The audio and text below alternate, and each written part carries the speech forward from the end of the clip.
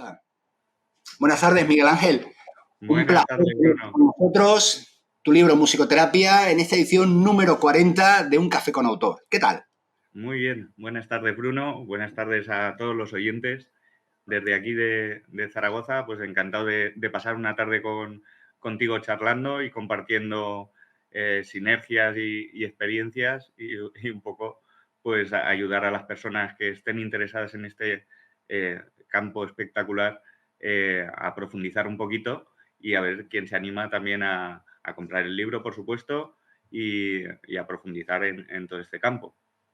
Bueno, pues la verdad que estamos encantados de tenerte, sobre todo primero porque tienes cosas muy interesantes que compartir con nosotros, Miguel Ángel, porque has escrito un libro de rigor sobre una temática apasionante y además porque se centra precisamente en la salud mental de nuestros peques, ¿no? De esa población, familia, niños y niñas con las que trabajan educadores y otros agentes sociales, que muchas veces, pues desde la incomprensión, la vulnerabilidad o quizá abordajes no excesivamente eficaces, pues vemos que sufren, ¿no? También para dolor de los adultos. Y quizás la musicoterapia, como entiendo en la lectura que has trabajado y que has puesto precisamente ahí para nosotros, pues se abren vías de trabajo interesantísimas para la ayuda, que es de lo que se trata. ¿Qué te parece, Miguel Ángel, si nos explicas, oye, musicoterapia, abordaje en salud mental infanto-juvenil, ¿qué vamos a encontrar en este libro? Pues como bien has dicho, el tema de la salud mental infanto-juvenil es un tema que suele estar un poco aparcado o de lado y al que no se le ha prestado, según mi parecer, la suficiente importancia en las temáticas actuales.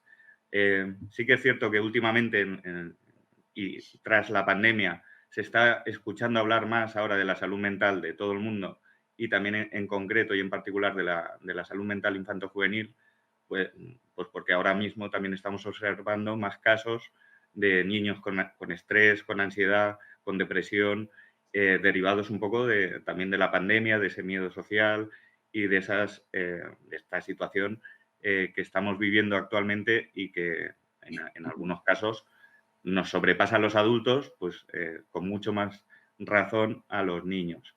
Entonces, creo que también ha sido un colectivo especialmente marginado, también en tiempos de pandemia, donde no se les dejaba salir a los columpios, en el confinamiento, etcétera, etcétera. Y poco a poco sí que estamos viendo cómo está despuntando el número de casos que acuden a nuestras consultas de niños con estos cuadros de ansiedad, de estrés y de depresión. Aparte de otros muchos casos, como puede ser trastornos obsesivo-compulsivos, etcétera, etcétera. El título del libro, pues como bien has dicho, viene a reflejar la palabra central que es la musicoterapia. ¿Qué es esto de la musicoterapia?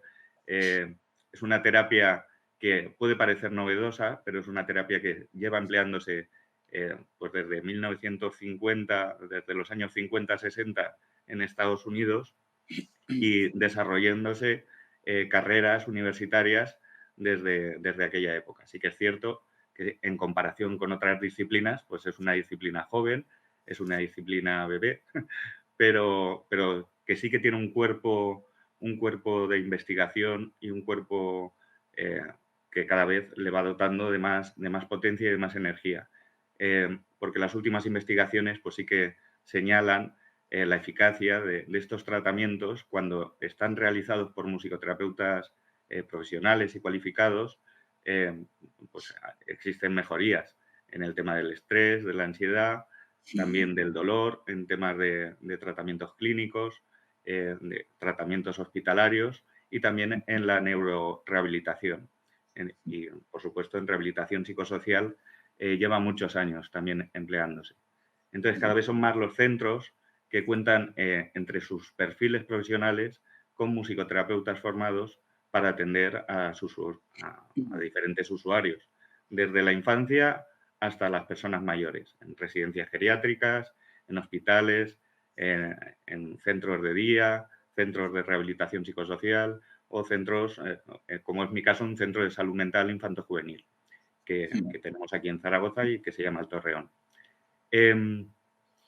Entonces, ¿qué es la musicoterapia? Para ubicar un poco a las personas que nos están escuchando.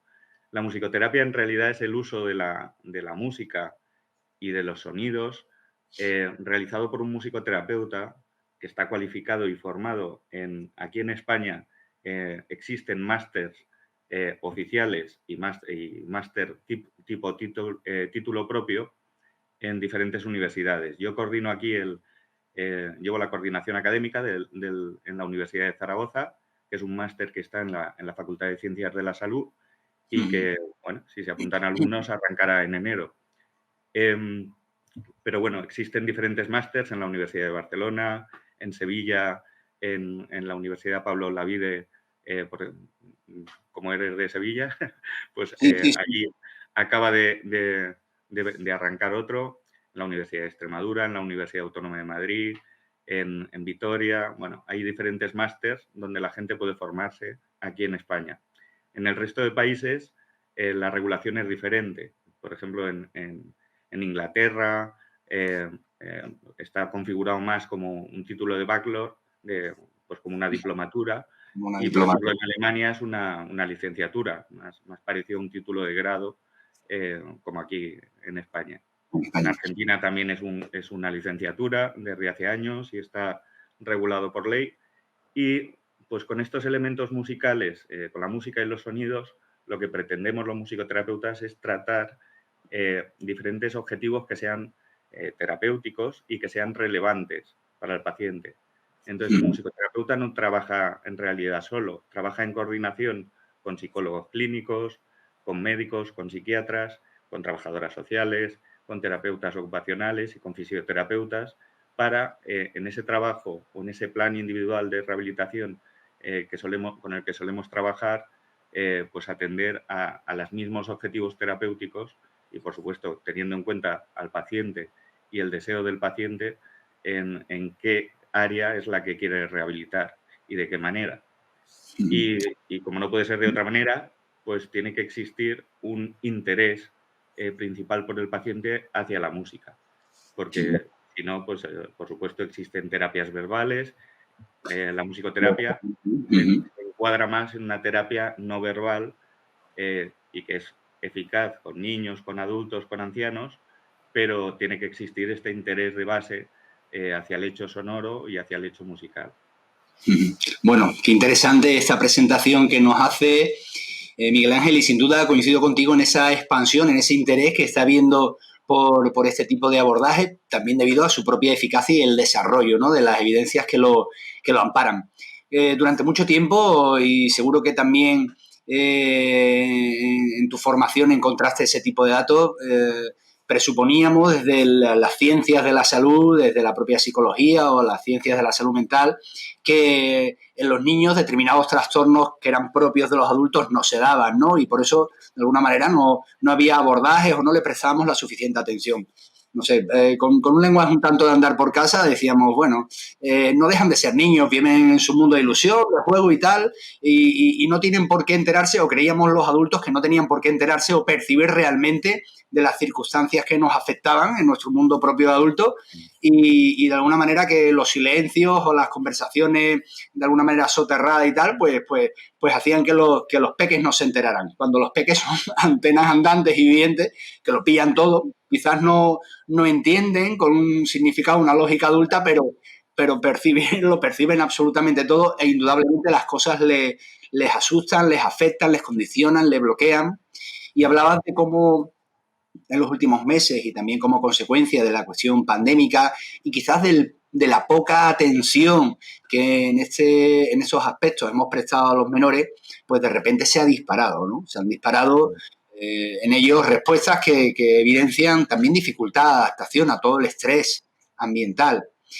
Cuando hablamos de menores, de adolescentes, pero también, como has dicho muy bien, de adultos, incluso personas mayores, y hablamos de música, de repente en mi cabeza se dibuja un aspecto perceptivo, sensorial, diría que incluso aparentemente lúdico, aunque tenga un objetivo y tenga una estructura clínica de intervención, pero no sé, se me antoja como un lenguaje muy propio para trabajar precisamente con los menores, ¿no? Con esa población, alejado a veces de otro tipo de abordajes más narrativos, ¿no? Excesivamente sofisticados o lógicos propios de los adultos, ¿no? ¿Cómo Tenemos, responde, en este sentido, voy a la pregunta, no me enrollo más, Miguel Ángel, sí. cómo responden precisamente los menores, adolescentes, niños y niñas al trabajo con la música? Tenemos que tener en cuenta, Bruno, que realmente infancia, la palabra infancia, infantia, que viene del latín y que significa el que no habla, los niños en realidad cantan antes que hablar, bailan o se mueven antes que andar, utilizan y dibujan antes que escribir. Las artes, todas las artes, la pintura, la música, el teatro, la dramatización, son lenguajes artísticos y como todo lenguaje, tiene sus significados y tiene sus significantes. ¿Cómo un niño recién nacido va pegando ese significado a ese significante? O cómo va adentrándose al mundo de las palabras del adulto y cómo va descubriendo el mundo de los objetos. Con la música, por supuesto, aparte de esta parte lúdica de la que hablabas, tiene ese carácter precisamente lúdico por un lado, pero luego terapéutico también por otro. Nadie habla a un bebé. A los bebés, en realidad, sus madres y sus padres o cualquier persona que se acerca a un bebé no le habla, le canta. O le habla, pero con las inflexiones de la voz, lo que sería la prosodia de la voz, tiene inflexiones o matices musicales. Si no incorporamos melodía, un poco de ritmo, cuando hablamos con los niños, realmente no nos entienden, porque no conocen todavía la complicidad de las palabras, los segundos significados, la literalidad del lenguaje, etcétera, etcétera. Entonces, la música aborda otras áreas del cerebro también, y esto también está demostrado con evidencia, no exclusivamente la de Broca, que es el área del lenguaje, lo que yo te pueda estar contando a ti, o que yo te hable a ti, que tú me respondas, que yo te entienda y que te conteste, la comunicación es muy compleja. En cambio, con la música va directamente a otros circuitos cerebrales y por otras vías y por otros canales. Entonces, es muy interesante cómo niños, por ejemplo, que no hablan, con la música, pues acceden más al mundo de las palabras. Yo trabajo también mucho con logopedas, por ejemplo, y para trabajar los trastornos del lenguaje, la música es una herramienta también, por supuesto, muy útil, porque a lo mejor no conocen las palabras o las palabras que cuestan de diccionar y de matizar y de pronunciar. A través de la música, los niños les marcan un tiempo y que les facilita a la hora de poder reproducirlas. Y luego, si eso se añade a un significante, pues el resultado es maravilloso. La música, pues como bien te decía, el lenguaje impacta en el área de Broca, que es un área muy localizada del cerebro, y áreas frontales del cerebro que tienen que ver también pues, con las conductas voluntarias y las funciones cognitivas. Pero la música enciende el área de Broca, pero también las del hipotálamo, de inteligencia emocional, las áreas del vínculo, las de la educación, las áreas motoras, enciende el cerebro de una manera integral. Con lo cual, cuando existe una pequeña lesión o no lesión, en algunos casos sí, pero en otros simplemente pues, es una manera integral de abordar cualquier dificultad. Ya sabes, por ejemplo, que Howard Gardner, por ejemplo, con sus inteligencias múltiples, pues la inteligencia musical también tiene su propia área, que es precisamente porque también ayuda a estimular o ayuda a facilitar la inteligencia interpersonal, intrapersonal, la cinestésica, la música está relacionada con todas esas áreas, porque la música, además de ser un lenguaje, es matemáticas, es ciencia, es sonido, es movimiento. Entonces, es una manera lúdica de interrelacionar todas esas áreas que influyen en la conducta y en el estar aquí y ahora de un niño. Me parece fascinante, te estoy escuchando y lo entiendo así como algo extraordinario, porque es verdad que desde los comienzos, entiendo que ya en el cuerpo de nuestra madre, cuando somos bebés, los propios ritmos del cuerpo, ¿verdad? Sí, Van creando una base sonora sí, sí. que finalmente van condicionando en nosotros, bueno, pues diría que incluso estados de ánimo, reacciones, en fin, y asociado a experiencias perceptivas, pues bueno, pues cuando ni siquiera hemos salido aún de su cuerpo, ¿no? Luego la propia naturaleza, desde el comienzo de la experiencia humana, pues los propios ritmos de la naturaleza que seguramente han ido condicionando un universo sonoro a nuestro alrededor. Cuando eso al final se traduce en un lenguaje musical concreto, con unas estructuras concretas, ciertamente con la música nos hemos emocionado, con la música nos hemos enamorado, nos hemos entristecido, nos hemos incluso acongojado y hemos sentido tensión interna, ¿no? La música indudablemente está asociada a la experiencia humana allá donde la queramos estudiar. Así Sí, sí. que, con toda la lógica del mundo, también entender que hay una dimensión terapéutica, sanadora, en la propia música y que entenderla y poder aplicarla de esta manera, pues pueda ser una vía diferente para abordar también de manera exitosa las necesidades que vamos teniendo de salud. La, la música, además de... Es muy interesante vamos, estoy totalmente de acuerdo con lo que comentas, Bruno. La música tiene pues importantes relaciones con el cerebro. Y por eso también se sabe que los niños, por ejemplo, que aprenden a tocar un instrumento musical, pues además de sacar mejores notas en las áreas del currículum educativo, pues también tienen una serie de herramientas que les van a acompañar toda la vida y que les facilitará el aprendizaje y las relaciones con los demás. Eh, la música también ayuda a anticipar, ayuda a organizar, ayuda a estructurar, a clasificar, a desarrollar una serie de habilidades que también tienen que ver con la imaginación, con la capacidad creativa y que todo ese abanico en realidad es dotar de recursos a los niños eh, para que luego puedan tener esa resiliencia, que también es un concepto como un poco más novedoso, pues para situaciones complejas poder resolverlas de la mejor manera posible. También es una manera de que formen parte de una red de apoyo en la que pues, no se sientan solos, por supuesto, y donde prevalezca pues, el bienestar de esos menores y, y, su estar en el mundo para encontrarles también una fuente de salida, etcétera, etcétera. Como también me he despistado un poco, No como te preocupes. también, sí, no, porque estaba leyendo lo que ponías en los audios. No pasa nada. Bueno, eh, sí que también me gustaría matizar un poco el hecho de que no toda la música vale. La gente que no conoce lo que es la musicoterapia puede confundirse pensando pues, que esta canción va a provocar tal efecto. O si escucho la marcha turca de Mozart, pues va a ocurrir esto. Y sí que hay que dejar claro pues, que no existen recetas musicales y que la singularidad de cada individuo, cada persona, somos únicos e irrepetibles. No hay dos personas, ni dos niños, no hay dos personas iguales. No hay dos Brunos, eh, no hay dos Miguel Ángel.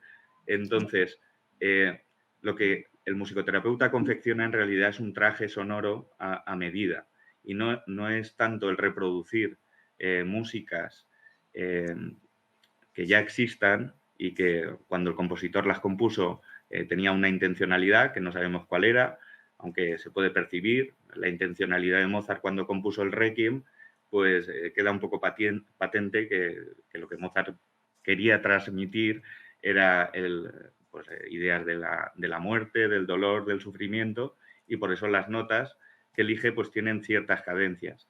Dentro de las cualidades del sonido, altura, duración, intensidad y timbre, existen ciertos matices que nos ayudan, por ejemplo, a funcionar o a tener una serie de efectos físicos inconscientes y que sí que son más o menos generales en toda la población. Es decir, una música con un ritmo rápido de manera inconsciente nuestro corazón se pone a latir al mismo ritmo que la música y nuestra respiración también. Estos efectos físicos inmediatos cuando escuchamos música de ritmo cardíaco y de respiración nos ocurren a todo el mundo de la misma manera. Entonces, un ritmo rápido nos va a energetizar, nos va a poner más en alerta, más nerviosos, y un ritmo pausado pues nos tiende a relajar, a provocar más sensación de calma, y eso es contigo, con un bebé y con, Ujú. y con cualquier persona del mundo. Luego, sí que es cierto que otra cualidad, por ejemplo, bueno, esto si nos centramos en el ritmo, la melodía sí que tiene un componente un poco más emocional, donde impacta más en lo emocional. Es decir, a todos, pues, ciertas melodías nos provocan ciertas... ahí es donde tenemos asociado algo, pues como bien decías, cuando me enamoré, con la música nos hemos enamorado. Yo cuando me enamoré de mi pareja, pues hay una melodía, y esa melodía, si la evoco, pues me va a generar ese recuerdo, incluso esa sensación física de ese primer enamoramiento. Ujú. Y luego, si hablamos de armonía, pues tiene un componente más cognitivo, de estructura o de clasificación para ayudar a las personas o a los niños que se encuentran en operaciones formales concretas, por ejemplo, a niños más mayores, el hecho de pensar la música. Ujú. Luego, si pensamos también en las cualidades del sonido, por ejemplo, el volumen, un volumen elevado, pues también tiende a activarnos, a energetizarnos, pero también un volumen elevado provoca sed, eh, que es un efecto físico. Y por eso en los cines, pues la música cada vez está a un volumen más fuerte, porque así se produce más consumo. Yo, que también he tocado durante muchos años en orquestas, en ciertos pueblos, en muchos pueblos, nos decían que no podíamos tocar a un mínimo de decibelios porque si no, no había ventas en la barra. Ajá. Entonces, el volumen de la música tiene ese efecto inconsciente en la persona que está escuchando.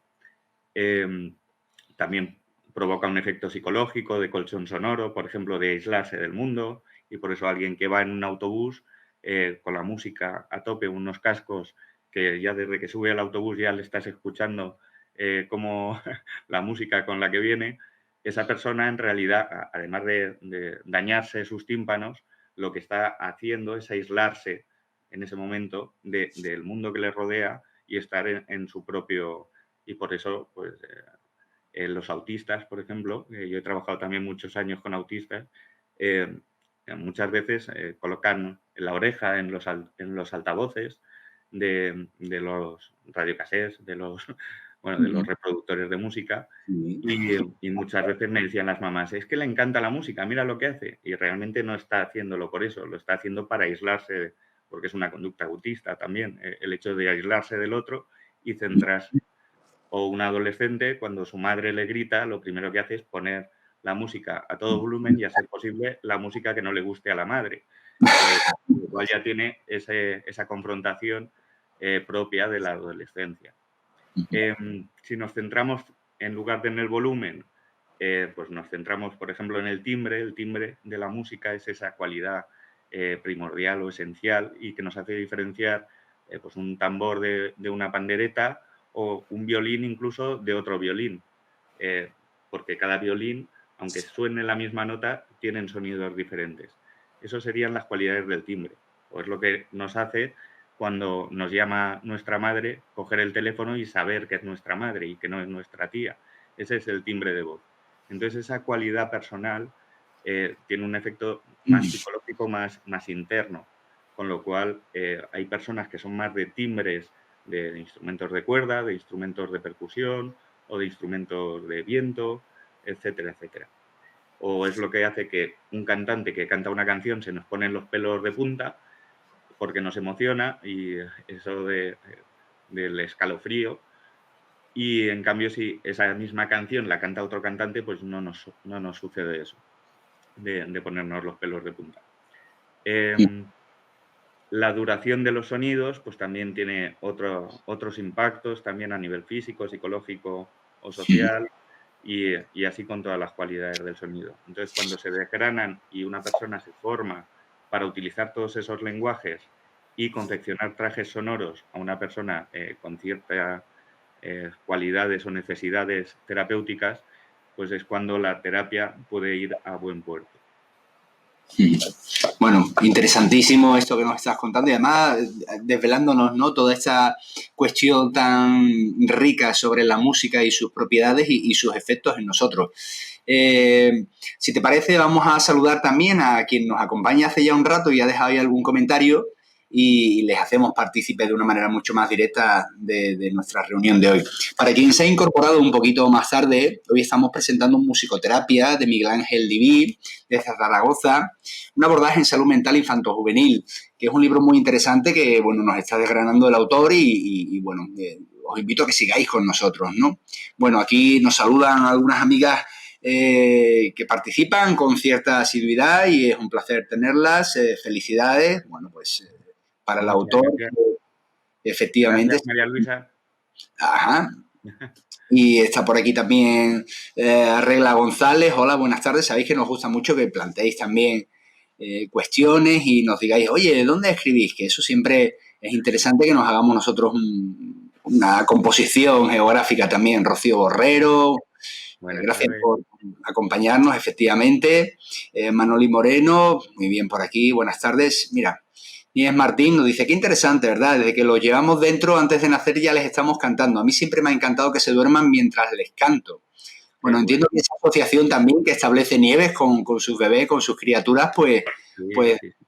sin ser Fantástico. musicoterapia, persigue una función beneficiosa, ¿verdad? Claro, si es que todos lo hacemos de una manera intuitiva. Si nosotros nos encontramos, por ejemplo, en un estado alegre, pues nosotros buscamos y escuchar música que acompañe nuestro propio estado de ánimo. También existe esa falsa creencia de si estás triste, pues venga, vamos a cantarle músicas alegres. En realidad, eso faltaría al primer principio terapéutico de faltar al respeto al momento y a la situación que tiene cada persona en cada momento. Es cierto que si nosotros estamos tristes, solemos elegir músicas tristes, cada uno, para nosotros mismos. Pero si queremos, si estamos en ese punto en el que estamos tristes, pero queremos animarnos, pues vamos cambiando las músicas que nosotros, de manera intuitiva, vamos escuchando. Pero nunca creamos una confrontación directa con nuestro propio sentir. Si nos sentimos de cierta manera, vamos a elegir esas músicas. También es cierto que el musicoterapeuta trabaja, en realidad, casi siempre existen dos formas de trabajar la musicoterapia. Una es la musicoterapia pasiva, que es, pues sí, yo puedo tocar instrumentos o buscar músicas para que otros escuchen y eso es todo pasivo. Pero sobre todo con niños, el trabajo que realizo yo con niños es una musicoterapia activa en la que el niño es el que toca y el que crea la música con instrumentos. O sea, no es tanto el buscar una propuesta lúdica o musical, sino es el crear, el improvisar, la música improvisada, y de esa improvisación es donde surge ese diálogo sonoro. Porque nosotros cuando hablamos, o ahora mismo que estamos hablando, estamos improvisando un lenguaje. Sí que es cierto que hay una serie de conocimientos previos adquiridos y eso facilita que podamos utilizar esta herramienta del lenguaje. Cuando nosotros trabajamos con la música con niños, el niño no tiene por qué saber tocar ningún instrumento. Utilizamos la música de una manera distinta, en esa relación con el objeto y el instrumento como un objeto intermediario en ese proceso de comunicación, donde todos los sonidos van a ser acompañados, modificados, amplificados en algún caso o reducidos. Si nos encontramos, por ejemplo, con un niño con hiperactividad, con ciertos estímulos o falta de control de impulsos y que toca muy rápido, si yo me pongo a tocar con él a ese ritmo, pero poco a poco, de manera consciente yo, pero él inconsciente, le voy ralentizando, al final él se va ajustando al ritmo que yo le voy proponiendo. Aunque él empiece muy, muy activado, terminan la sesión tranquilos, relajados, etcétera, etcétera. Bueno, qué interesante. Además que nos hagas partícipe de este tipo de peculiaridades y efectos que provoca. Perdona porque creo que te he dejado con la palabra de la boca, ¿no, Miguel Ángel? Es que no sé si había alguna pregunta, entonces no... No, no, eh, no, ahí quedó. Ahora entraba un comentario, nada, pero es un saludo. Hola, buenas tardes, querido Bruno, querida amiga Katy, es una asidua también y bueno, muy bien. aprovecho para devolverle el saludo y ahí quedó. Estaba pensando en este libro que has escrito, Musicoterapia, abordaje en salud mental infanto-juvenil. ¿Este es un libro solamente para profesionales ya de la musicoterapia o también para profesionales interesados en la salud mental y que puedan abrirse a una nueva perspectiva con, bueno, con rigor, con evidencia, incluso, ¿por qué no?, alimentar el interés en una formación posterior? En realidad es un libro diseñado para toda la población. Es un libro que, por supuesto, he tratado que sea una guía básica, básica y elemental para musicoterapeutas o musicoterapeutas en formación, pero también está dirigido a profesores de música de las escuelas, a familias, y de hecho la parte 2. Y no se pueden convertir en realidad las experiencias que suceden en la clínica, no se pueden transformar en actividades, pero sí que he querido añadir una serie de actividades que facilitan ciertos aprendizajes o pueden provocar ciertas respuestas. Eh, entonces, esos consejos o esas actividades musicales las puede aplicar cualquier persona, pues con una madre con sus hijos, un profesor con sus alumnos. No va a tener un carácter terapéutico, va a tener un carácter educativo en algún caso o de complicidad simplemente o de bienestar, comunicarse simplemente o de facilitar las relaciones, pero, pero bueno, yo creo que es una buena herramienta. El libro está diseñado como en tres partes. Yo quise hacer una metáfora porque yo, vamos, es mi primer libro, no me sentía escritor, ni me sentía... entonces, en lugar de llamarlo capítulos, yo lo llamé movimientos, movimiento 1, movimiento 2, movimiento 3, que sería pues como parte 1, parte 2, parte 3 del libro, con luego los capítulos, que yo lo llamaba áreas, lo llamaba todo conceptos musicales, porque vamos, no me sentía en esa, o me sentía un intruso en el mundo del escritor. Y por otro lado, porque sí que creo que es una metáfora para relacionar ese concepto de las palabras con esos significantes y significados del mundo artístico, ¿vale? Entonces, en la primera parte, que es el movimiento 1, pues está más un encuadre de qué es la musicoterapia. En la segunda parte sería más un encuadre de cómo pienso yo que es el desarrollo de la infancia desde el punto de vista musical. Y una tercera parte que sí que es la de experiencias de la clínica, eh, tanto de trabajo con autismo, trabajo con personas con trastornos de la conducta alimentaria, trabajo con personas con problemas de violencia, con adolescencia, en rehabilitación del temblor y una última parte que es la de actividades musicales para todo el mundo.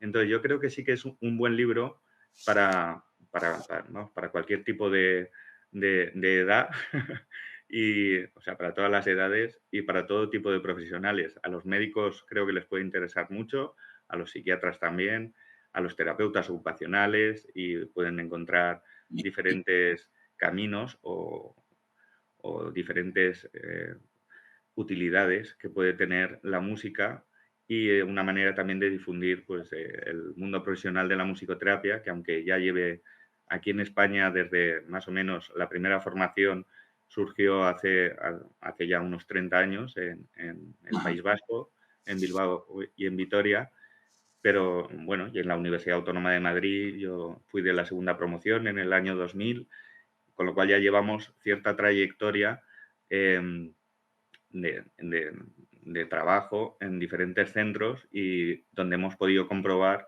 los efectos positivos que tiene y las familias también, porque si no hubiese efectos positivos, las familias desde luego no seguirían utilizando ni buscando musicoterapeutas.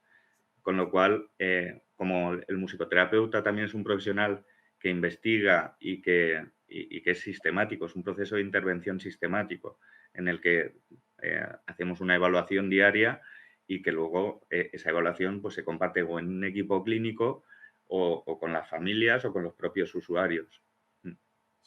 Bueno, qué interesante. Además, me gusta mucho, lo has mencionado desde el comienzo y en diferentes momentos, el hecho de que detrás de la musicoterapia hay rigor, hay estudio, hay personalización en base a las necesidades de la persona con la que se trabaja. No es una cuestión de entretener o distraer, ni muchísimo menos. No se trata de eso, va más allá del placer de escuchar música simplemente. Yo es que creo que ha habido un desprestigio, en cierta medida, de la palabra terapia en nuestro país, porque ha habido una época en la que todo se llamaba terapia, pues eso, la cromoterapia, la chocolaterapia y anuncios en la televisión que abusaban de este término. La musicoterapia en realidad es una mala traducción del inglés de music therapy, que sería, y aquí lo hemos traducido literal, musicoterapia. En realidad es terapia musical. Existe una pequeña diferencia. Es decir, los ingleses colocan primero el adjetivo y luego el sustantivo. Y al hacer eso le estamos quitando prestigio, yo creo, o mi manera de ver, a la musicoterapia. Esto es como la terapia ocupacional, como la fisioterapia o la terapia física, pues esta es la terapia musical. Entonces, y por eso estamos aquí en Zaragoza también en Ciencias de la Salud, junto con fisioterapia, terapia ocupacional y enfermería, pues tenemos localizado aquí el máster en musicoterapia, porque es una ciencia de la salud que está en desarrollo, por supuesto, y aún se está generando mucha evidencia nueva y tienen que seguir saliendo revisiones sistemáticas, metaanálisis y demás, porque, pues como todas las disciplinas, tienen que ir demostrando con el paso del tiempo su eficacia y su seguridad para la población en general. Entonces yo también colaboro pues, con la red estatal de evaluación de tecnologías sanitarias pues, para elaborar estos informes que pronto también saldrán del Gobierno de España para valorar la eficacia y la seguridad de la musicoterapia en diferentes ámbitos. En el estrés y la ansiedad, en la neurorehabilitación o en el dolor, cuando lo aplicamos, por ejemplo, en los hospitales en Madrid, en las unidades de quemados o en las UCIs, pediátricas o en diferentes lugares, en cuidados paliativos, etcétera, etcétera. O para trabajar con personas que están en quimioterapia, en procesos de quimioterapia, para reducir también los efectos secundarios de la quimio. Bueno, qué interesante, y además estoy seguro de que terminará también por implementarse, ¿no? Con, pues eso, desde el rigor, desde el apoyo también de las propias instituciones, desde esa validez de las evidencias que van surgiendo y estáis aportando, ¿no? Me preguntaba alguien que le interese la temática, ¿necesita previamente una formación concreta antes de hacer una formación en musicoterapia o no es necesario? Aquí en España, como está organizado como un máster, para acceder a un máster ya tienes que tener una carrera, es decir, ya tienes que tener un grado en... Pues, entonces, los alumnos que acceden a los másteres en musicoterapia pues son médicos, enfermeros, maestros, o sea, ya vienen del mundo de la educación o de la salud. Entonces, son profesionales ya con un previo en áreas de salud, educación o de la psicología y luego tienen que tener conocimientos musicales y si no, pues por supuesto adquirirlos antes de finalizar el máster porque un musicoterapeuta es eso, es un terapeuta, entonces tiene que crecer como terapeuta, tiene que ser terapeuta y conocer todas las áreas de la psicología y saber relacionarse y manejar esos lenguajes porque luego va a trabajar en coordinación con psicólogos o tiene que conocer lenguajes médicos porque luego va a estar trabajando con un médico, entonces tiene que entender ciertas palabras que pueda emplear un médico en un quirófano o en una UCI pediátrica. Entonces, y por supuesto tiene que crecer como músico, porque la música casi siempre es música en directo y es música improvisada. Entonces tiene que aprender a improvisar en un instrumento. Entonces aquí el requisito es tener una carrera, una diplomatura, un grado, una licenciatura y luego tener conocimientos musicales, que no tienen por qué ser de leer partitura, porque nuestra partitura es la persona que tenemos delante. Entonces, claro, nosotros lo que leemos son las constantes vitales, la sonrisa, la mirada, el ritmo cardíaco, cómo respira, cómo se mueve, y eso lo tenemos que transformar en música. Entonces, la partitura es el grupo o la persona con la que estamos trabajando. Y esa es la grandeza también de la musicoterapia. Sí. Entonces, si te he entendido bien, en consonancia, ¿verdad? En consonancia con otros profesionales, otros abordajes, diríamos que es una alternativa coayudante que puede incluso potenciar otro tipo de abordajes que puedan estar instaurados, ¿no?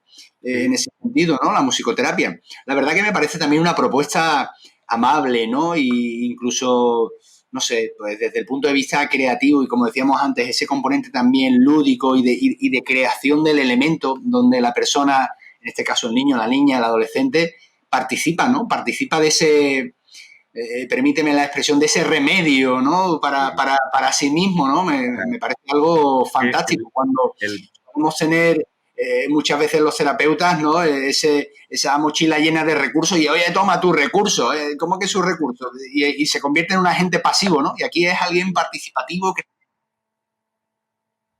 creativo y bueno, eso, construye con la ayuda, en este caso, del musicoterapeuta, construye aquello que le ayuda, pues, bueno, pues a gestionar esa sintomatología o esa cuestión que hay que resolver. Me parece, oye, un planteamiento maravilloso y generoso también, ¿eh?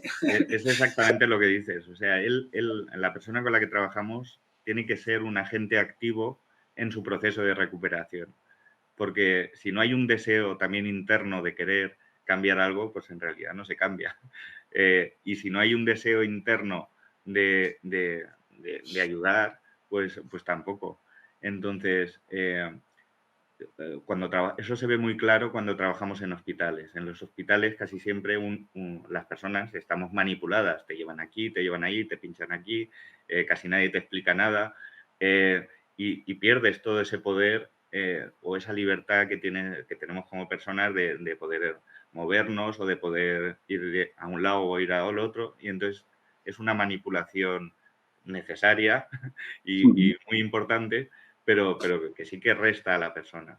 Entonces, cuando le haces que toque y que participe contigo en crear música y en que él se vaya sintiendo mejor, pues claro, se producen cambios espectaculares y los médicos lo ven porque todas estas personas están conectadas a 100 máquinas y saben perfectamente cómo sube la saturación de oxígeno, cómo el ritmo cardíaco se estabiliza, cómo una serie de parámetros físicos que son importantes en la clínica de una persona hospitalizada, pues mejoran.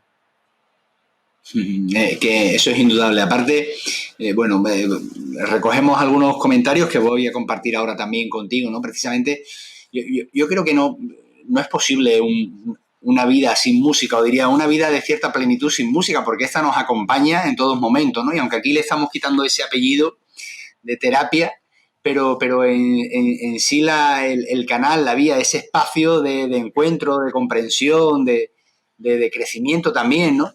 Qué Sí. importante es. Bueno, nos decía, bueno, Katy nos dice, oye, me encanta este tema. Y a nosotros que a ti te encante, Katy, y que lo compartas con nosotros también. Sí. Y bueno, un poquito en referencia a esto que yo decía, me dice María Luisa, bueno, yo pongo música hasta para ducharme. Efectivamente, hay gente que necesita la música desde por la mañana porque, como tú muy bien decías antes, nos ayuda muchas veces a enfocarnos, ¿no? A conectarnos en una sintonía, llámale energética, emocional, que nos lleva y nos trae. Con lo cual, con más sentido, ¿no? Que pueda tener esa dimensión terapéutica que nos estabas, bueno, pues también describiendo, ¿no? Una de las cuestiones, en realidad, de la música, o otra de las funciones, por supuesto, es la música como mecanismo de sublimación, de sacar afuera aquello que tenemos dentro. Entonces, por eso es una herramienta también, además de ser amable y útil, ayuda precisamente a colocar ese objeto o esa inquietud, colocarla afuera y transformarla en algo creativo. a mí también me gusta mucho la frase esa de Tuilatar, de que el arte es la única forma de escapar de casa sin salir de casa. Entonces, con la música ocurre exactamente lo mismo y por eso la, la persona esta que comentaba lo de canto en la ducha y canto, es que realmente en el confinamiento vimos como toda la gente salía a los balcones también a hacer música o a hacer arte, porque es una forma de salir de casa sin tener que salir o de viajar, el poder escuchar músicas de otros países, de otras culturas, es una forma de cultura, por supuesto, y de viajar y de transportarse a otro lugar. Si escuchamos sonidos del mar, pues nos podemos incluso de una manera imaginativa sentir que estamos en la playa o incluso notar cómo nos da la brisa del mar en la cara o cómo huele incluso a sal. Todos estos cambios perceptivos de los que hablabas, pues la música tiene un gran poder. Sin duda alguna, Miguel Ángel. Mira, Regla nos decía que había dejado ahí el comentario y no quería dejarlo pasar. Yo vivo sola y siempre tengo música en casa, me da vida y compañía. Y por supuesto me alegra muchísimo. Me parece fascinante esta frase, me da vida y compañía. Algo que podemos percibir pero que no podemos atrapar, que es intangible realmente, ¿no? Que viene a través del sentido, en este caso del oído, posiblemente también, no sé a qué volumen lo pondrá o dónde lo tendrá, pero incluso la vibración que podemos experimentar, ¿verdad? Y esto me da lugar a una cuestión que surge en mí desde el desconocimiento y quiero compartir contigo. Aquellas personas que tienen deficiencia auditiva, ¿también podrían beneficiarse de la musicoterapia? Sí, sí, por supuesto. Yo de hecho, trabajo con una persona que es sordociega y, y a través de la vibración, por supuesto, siente las notas, sabe cuándo se inicia, cuándo finaliza una... eh, y luego también el sonido no solo se escucha por el oído, el tacto es la principal vía de audición. De hecho, en coros de personas sordas se pueden afinar si se colocan un diapasón entre los dientes o si se lo colocan encima de la cabeza. Si algún día tienen la oportunidad, hagan la prueba, se tapan los oídos sin que escuchen nada y se colocan un diapasón en la cabeza y verán cómo lo escuchan. El oído es el segundo mecanismo de audición porque el principal es el tacto. El tacto. Escuchamos a través de la vibración y a través de la piel. Y la vibración, todo vibra. O sea, en física, una ley física es que todo es vibración.